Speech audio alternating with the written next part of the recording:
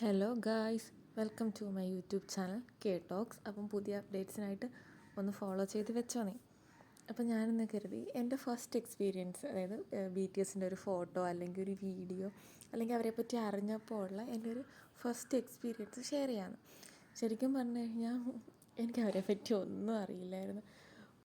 അങ്ങനെ ഞാൻ എന്ത് ചെയ്യുന്നറിയാമോ, first B T S concert ഏത് ഇയറിലാണ് നടന്നതെന്ന് നോക്കി. ഇപ്പോൾ 2014 സംഭവം നടന്നത്. ആ സമയത്ത് എനിക്ക് തോന്നുന്നു ഞാനെന്തോ 7ലോ 8ലോ എല്ലാം പഠിക്കുകയൊക്കെ ആയിരിക്കും.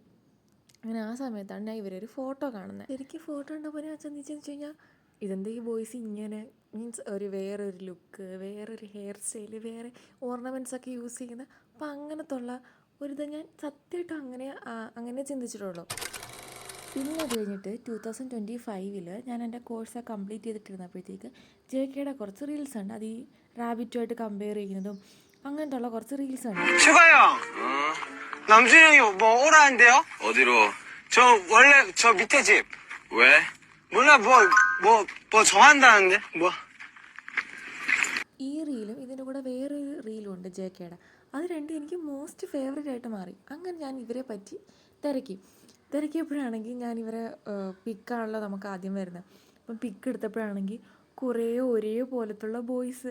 സത്യമായിട്ട് ആദ്യം കണ്ടപ്പോൾ എനിക്ക് അങ്ങനെ തോന്നിയാൽ, ഇനി കുറേക്കാരുടെ ആ ലുക്ക് വെച്ചിട്ടാണ് എന്തോ എനിക്ക് അറിഞ്ഞിട്ടാ, എനിക്കിവരെ ആരെയും മനസ്സിലായില്ല.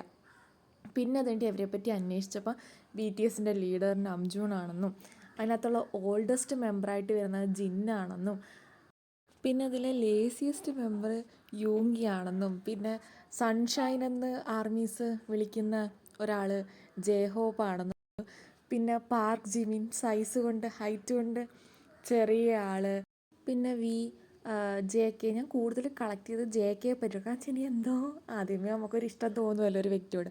അങ്ങനെയായിരുന്നു. പിന്നെ ഇവർ മൂന്നുപേരാണ് മാഗ്നെ ലൈനെന്നും മറ്റേ ഹയാങ് ലൈനാണെന്നും കണ്ടുപിടിച്ച് ഇവരെ പറ്റി കുറേയൊക്കെ അറിഞ്ഞു കഴിഞ്ഞപ്പം പിന്നെ ഞാൻ അറിയുന്നതാണെന്ന് പറയുന്നത് ഇവരെ റെപ്രസെൻ്റ് ചെയ്തുകൊണ്ട് ഓരോ ആനിമൽസിൻ്റെ ഇമോജി ഉണ്ടെന്ന് കണ്ടുപിടിച്ച് അത് ഇപ്പോൾ ഓരോരുത്തർക്കും ഓരോന്നാണെന്നും അവരാരൊക്കെയാണെന്നും ആദ്യമൊക്കെ തിരിഞ്ഞു പോകായിരുന്നു.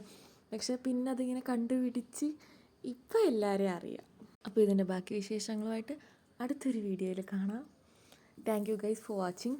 Wait for the next part.